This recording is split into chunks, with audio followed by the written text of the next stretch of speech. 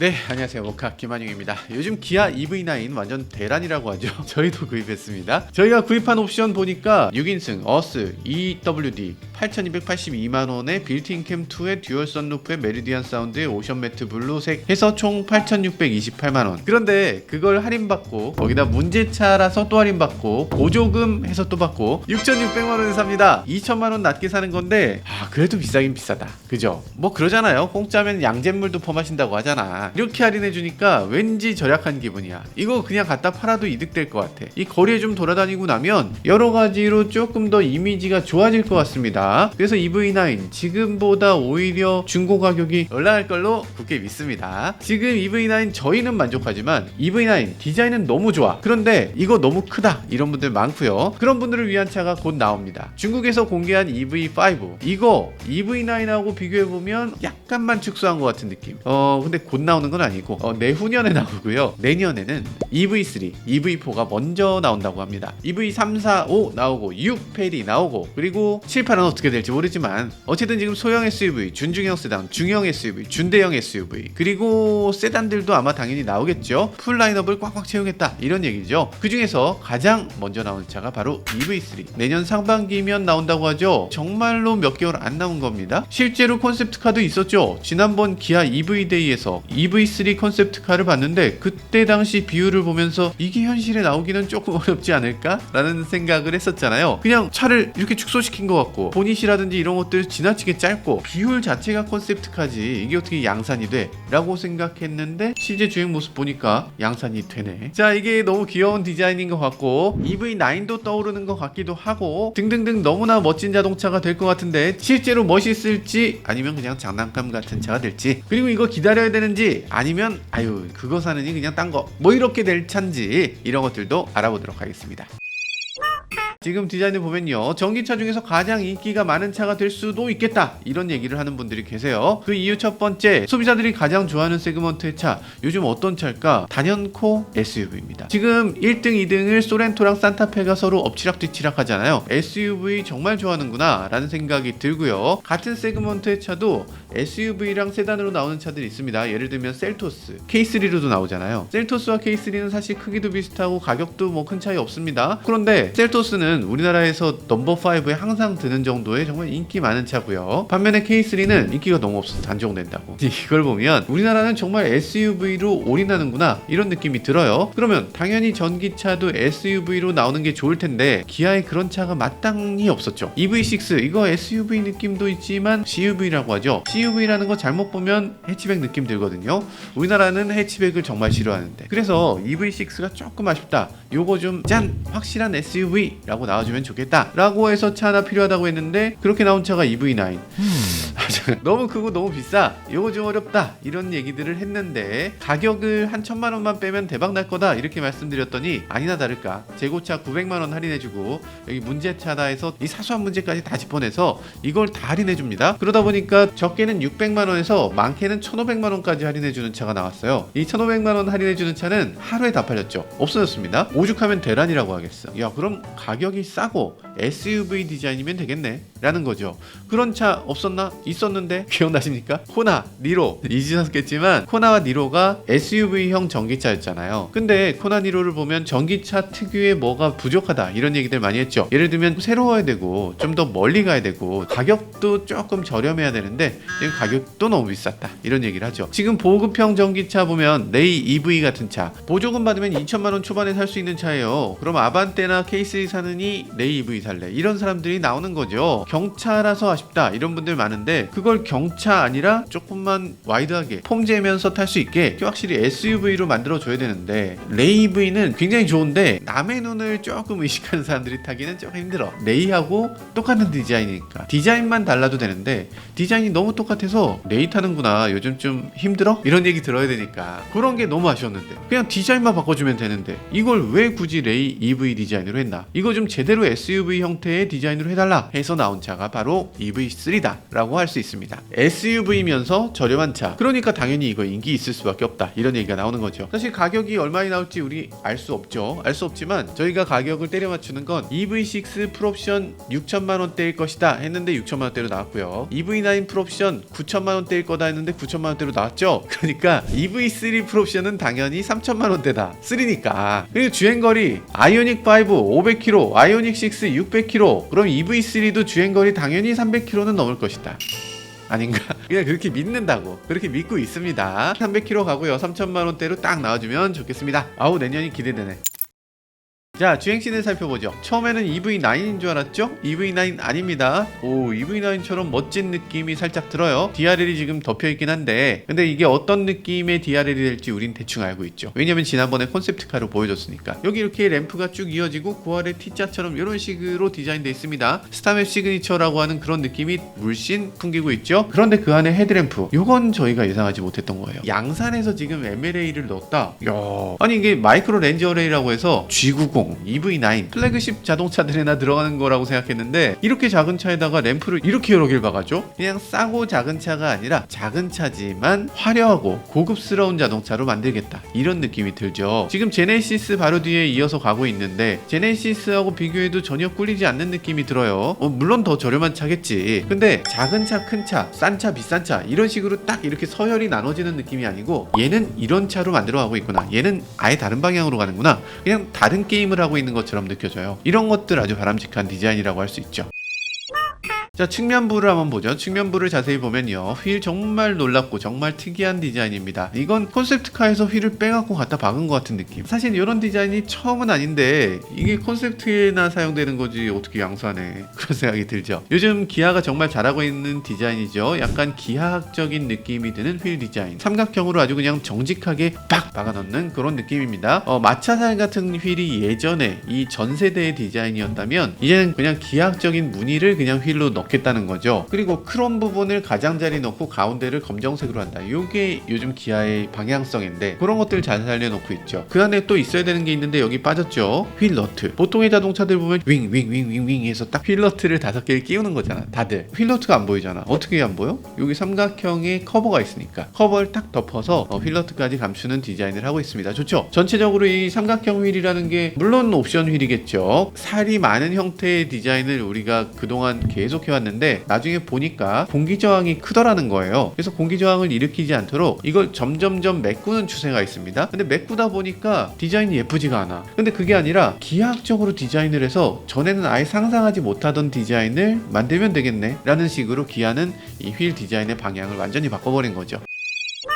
뒷문 쪽에 또 특이한 게 있죠. 도어 캐치 부분이 특이하네요. 오, 세로형으로. 일반적인 자동차들 보면 이렇게 돼 있잖아요. 이렇게 하는데 여기 창문 옆에 이렇게 히든 타입으로 이렇게 열게 하고 있네요. 지난번에 K4 위장막 보여드릴 때도 이렇게 세로형 손잡이를 쓰고 있던데, 기아가 준중형이나 그 이하에서는 이런 도어 캐치를 쓰겠다, 적극적으로 활용하겠다, 이런 느낌으로 보여져요. 생각해보면 이게 편리합니다. 우리가 냉장고 문을 열어도 세로형이지 냉장고 문을 가로로 한다 그러면 조금 이상할 거예요. 이렇게 되는 게 훨씬 낫잖아요. 게다가 지금 세로형이면 뒷 도어를 팬더의 한 영역으로 사용하는 게 요즘 기아 디자인이 이렇게 가는데, 여기 이렇게 부풀어져 있는데 거기다 손잡이 붙이는 건 쉽지 않아요. 그러면 이 부분에 손잡이가 없는 게 훨씬 유리하죠. 공기역하기 좋은 것도 물론이고요. 자, 근데 세로형 손잡이에 대해서 우려도 좀 있습니다. 왜냐면 세로형 손잡이는 좀 작은 차에 주로 넣어요. 쉐보레 스파크, 아베오, 르노 클리오, 캐스퍼 이런 차들에만 세로형 손잡이 들어가거든요. 차 좀 작은 거구만, 아니면 좀 저렴한 차네, 이렇게 보일 수 있는 걱정, 그런 게 있긴 있습니다.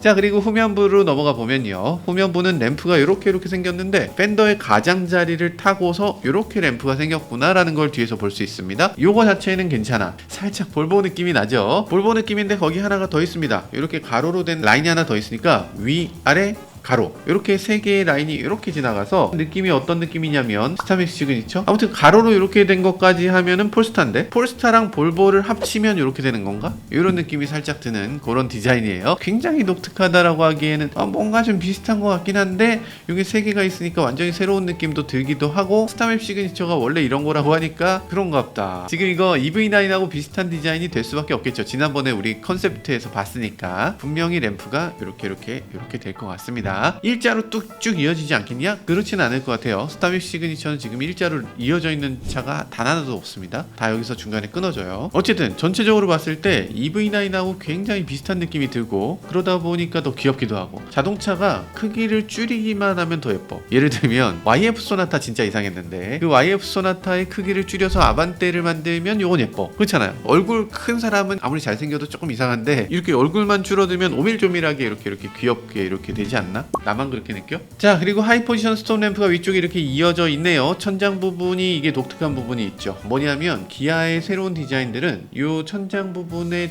테두리를 한번 보세요. A 필러 검정입니다. B 필러 검정이죠. C 필러 부분에 이렇게 검정 띠가 하나 있어. 다 하이글로시, 그러니까 반짝거리는 검정으로 만들어 놓고 있어요. 중간에 유리창 썬팅을 하니까 유리도 다 검정이 되겠죠. 그럼 전체적으로 이 차의 테두리 다 검정이 되고 나면 밤에 보면 이 천장이 공중에 떠 있는 것처럼 보이는 거죠. 그걸 가리켜서 플로팅 루프라고 얘기합니다. 플로팅 루프라고 그렇게 디자인을 하고 나면요, 뒤쪽에 램프가 이렇게 서 있으면 그 램프 두 개가 플로팅 루프를 받치는 기둥이 되는 것처럼 이렇게 보여진다고 해요. 자, 주차되어 있는 차도 한번 보도록 하죠. 오유, 휠이 굉장히 특이하네요. 아까 삼각형 휠도 알로이 휠이어서 이게 제일 비싼 휠인가 했는데 지금 이것도 알로이 휠이에요. 이것도 비싼 휠인 것 같은데 둘 다 고급 휠로 지금 만들면 어떤 게 위고 어떤 게 아래인지를 딱 잘라서 얘기하기 조금 어렵네요. 어쨌든 지금 이 휠이 굉장히 기하학적이기도 하고 특이한데, 여기 보면 기역자 모양처럼 이렇게 돼 있죠. 이렇게 기역자 모양으로 이렇게 돼 있는데 어디서 많이 봤다는 느낌 들지 않으세요? 스타맵 시그니처도 이렇게 기역자 느낌이 들게 돼 있고, 계기판을 보면 계기판 안에도 이렇게 기역자 느낌이 들도록 되어 있습니다. 그래서 이 휠만 따로 떼놔도 아, 이거 기아 휠이구나 라는 느낌이 들도록 디자인이 돼 있어요. 어쨌든 전체적으로 대칭 휠이 아닌데 이래도 밸런스를 잘 받을 수 있는지 그런 것도 궁금해지네요. 전체적으로 휠 디자인이라든지 자동차의 여러 가지 요소들이 굉장히 통일성 있게 보여지기도 합니다. 기아는 이걸 가리켜서 어포짓 유나이티드라고 하는데 무슨 말인지 모르겠어. 어쨌든 서로 이렇게 조화롭게 만들어져 있는 거, 통일성 있게 만들어진 것만큼은 분명히 보이기도 합니다. 사이드미러는 좀 생뚱맞다는 느낌이 드는데요. 사이드미러 이거 뭐야? 미러에 있는 사이드미러를 그냥 붙여놓은 거라서 실제 사이드미러는 전혀 이렇게 나오지 않아요. 여기 주행씬을 보시면 이런 사이드미러 이렇게 나오는 거고, 지금 이거는 아마 디지털 사이드미러가 나오거나 뭐 그러기 전에 부분적으로 완성이 안 됐을 때 다른 차의 부품을 갖다 붙이는 경우가 있거든요. 지금 잠깐 붙인 것 같은 느낌입니다. 여기 충전 포트가 또 있네요. 충전 포트는 지금 이렇게 큼직하게 돼 있는데 EGMP 차량하고는 좀 다른 위치에 있죠. 충전 포트의 크기에 대해서 또 얘기하시는 분들 계시더라고요. 충전 포트 누가 쓸데없이 이따위만하게 이걸 만들어서 이렇게 붙이는 애가 누가 있냐 라고 하면서 문제다 하시는 분들 계시던데, 사실 이렇게 커야 되는 이유가 있어요. 중국의 포트는 두 개가 들어가요. 중국이 완속 충전과 급속 충전 두 개를 나눠서 충전합니다. 중국을 위해서 커야 되고요. 일본도 마찬가지. 차데모랑 완속 충전기랑 두 개를 넣어요. 그래서 이걸 넓게 뽑는 경우가 많아요. 물론 이렇게 안 하고 양쪽에, 오른쪽이랑 왼쪽에다가 두는 경우도 있겠지만 어쨌든 한 곳에다 둔다면 이게 굉장히 넓으면 넓을수록 좀 여유 있는 그런 구성이 됩니다. 이게 넓으면 그런데 문제가 되죠. 이 넓은 걸 어떻게 열게 할 거냐? 이 부분이 조금 애매한 부분이 있어요. 눌렀을 때 이렇게 스프링으로 이렇게 딱 열리게 하는 게 요게 한계가 있거든요. 그래서 이걸 전동식으로 이렇게 열리게 하는 방법이 있고, 그런 게 아니면 기계적으로 어떻게 할 것이냐가 굉장히 어려운 고민이 됩니다. 전동이면 참 좋겠습니다. 자, 근데 충전 포트 위치에 대해서도 얘기들이 있어요. 기아 EV들이 지난번에 EV 데이 때 보여준 차들, 모든 차들이 조수석 앞쪽 팬더에다 이걸 달았거든요. 그리고 전륜 구동이 있고 그릴 한가운데 있는 것보다는 오염도 덜 되고 훨씬 나은 위치다, 뭐 이렇게 얘기도 하고요. 유럽 같은 경우는 도로가에 충전기가 있어서 도로가에 세워서 충전하는 경우를 대비해서 가운데 있는 것보다 훨씬 낫다, 뭐 이런 얘기도 하는데요. 글쎄요, 어느 쪽이 됐든 통일만 좀 되면 좋겠습니다. 테슬라 방식으로 통일하는 게 제일 좋긴 한데, 운전석 뒤쪽 팬더 여기가 가장 좋긴 한데 아직 과정이라서 어떤 충전 방식이 이 시대의 승자가 될지 요건 좀 더 지켜봐야 될 것 같아요. 어쨌든 지금 이렇게 전륜 구동이고 앞쪽 팬더 쪽에 코드가 있고 이렇게 돼 있으면 이거는 EGMP는 아니네 라고 생각했겠지만 이 차는 EGMP입니다. EGMP라고 발표를 했어요. 그러면 여기서 좀 이상하죠. 아니, EGMP는 후륜 구동이었는데, 충전 포트도 다르고 구동 방식도 다르고 ICCU나 컨버터 위치도 앞쪽으로 옮겨져 있을 텐데 왜 EGMP야? 이렇게 얘기할 수 있잖아요. 플랫폼이라는 건 도대체 뭔가 모르겠습니다. 이렇게까지 얘기하면 플랫폼이라는 게 무슨 의미가 있나? 내부에서 이 전륜 구동용 플랫폼과 후륜 구동용 플랫폼을 어떻게든 구분해서 얘기를 할 텐데, 그 구분을 외부에도 좀 구분을 해주시면 좋겠어요. EGMP F라든가 뭐 EGMP R이라든가 뭐 이런 식으로 뭔가 구분이 돼 있어야지. 그래야지 알지. 매번 차마다 이 정보를 우리가 다시 배워야 되는 건가?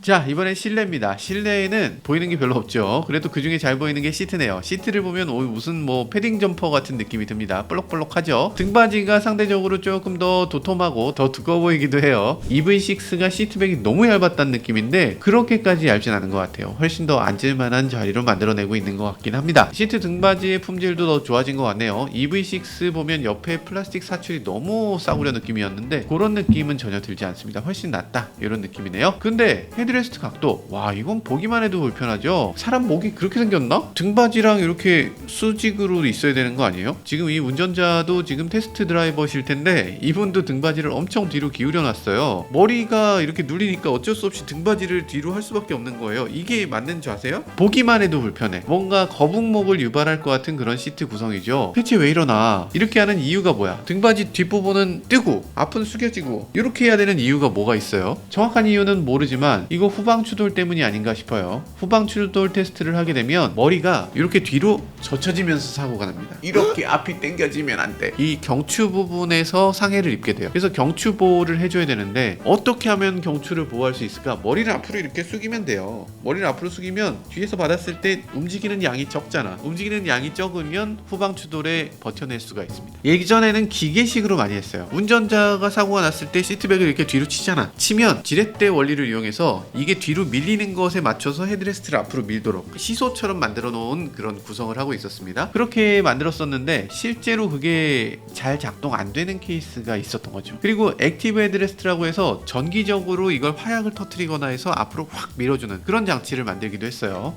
근데 만에 하나 안 될 수도 있잖아. 게다가 전자식으로 하려면 돈 들잖아. 안전한 거니까 이렇게 타세요 하고 만든 게 이 거북목 헤드레스트다. 물론 제대로 하고 거북목 이렇게 해서 운전하면 제일 안전해요. 안전한 거 아는데 그렇게 만들면 운전자들이 진짜 이렇게 운전하나? 의자를 뒤로 기울인 다음에 띄워서 운전하게 돼요. 그럼 더 위험하지 않겠어요? 사고가 났을 때 헤드레스트를 밀어주도록 만들어야만 진짜 안전한 자동차가 된다. 그러니까 이거 머리를 앞으로 미는 이것도 안전 테스트를 통과하기 위한 꼼수라고밖에 볼 수가 없어요. 출시까지 아직 시간이 있잖아요. 헤드레스트 좀 불편하지 않게 좀 해주고, 자 믿어요. 2열을 살펴보도록 하죠. 2열을 보면요, SUV 형태를 띠고 있으니까 2열 공간이 훨씬 넉넉하긴 합니다. 똑같은 공간이라도 SUV와 세단은 전혀 다릅니다. 세단은 약간 다리를 뻗고 앉는 느낌이죠. 그렇지 않습니까? SUV는 약간 의자에 이렇게 똑바로 앉는 느낌이야. H포인트라고 해요. 이 포인트를 올리게 되면 승객의 공간이 훨씬 더 적어도 된다. 그 대신에 SUV는 그럼 그 공간이 어디로 가냐? 머리 공간으로 가요. 위로 올라가는 거지. 바닥에 방석 펴고 앉아있는 걸 의자를 일으켜 세워서 하이체어 같은 데 앉히면 훨씬 더 좁은 공간으로 줄어들 수 있잖아요. 이걸 사람을 위아래로 점점